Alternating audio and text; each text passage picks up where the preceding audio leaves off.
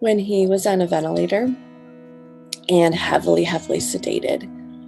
We had Destiny, I think it's ironic that her name is Destiny, came in, and we had no way of communicating with our son, and we hadn't heard his voice in 2 weeks.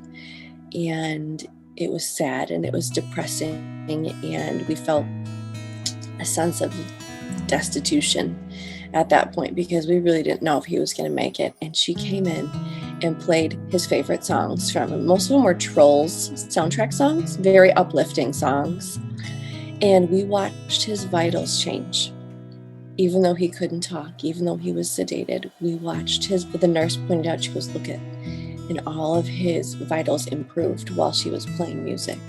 And of course we all sobbed, but it just really drove home how impactful music is on the brain.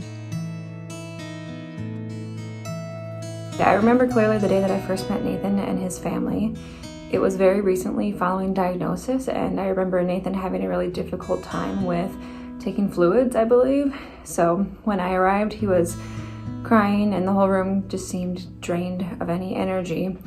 But after a few minutes, the space transformed and Nathan was playing instruments and laughing as we engaged in some Frozen songs and Trolls songs and other of his favorite songs. And through music intervention, I was giving him opportunities to regain a sense of control by telling us when to stop and go and which family members should play instruments. And it was a beautiful moment. And as I recall, as we were finishing up, Nathan was willingly drinking his water. So that was a really standard session for what you'd see in music therapy in an inpatient pediatric setting, where much of my goal is finding ways to empower children through scary things while they're in the hospital.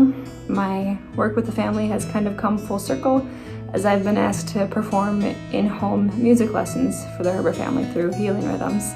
And now, even though my role has changed, I still feel that my mission is the same, is to empower kids through music. It moved all of us to tears just about every time the music therapist would come in. And that's literally my husband, my parents, his parents, our siblings, aunts and uncles. Nobody was unaffected by the music therapists when they would come in and play for Nathan and with Nathan. And sometimes we would all join in. It was therapeutic for everyone, not just the kids. To have those tiny moments of joy and happiness amidst the chaos just warmed our hearts to see that for Nathan.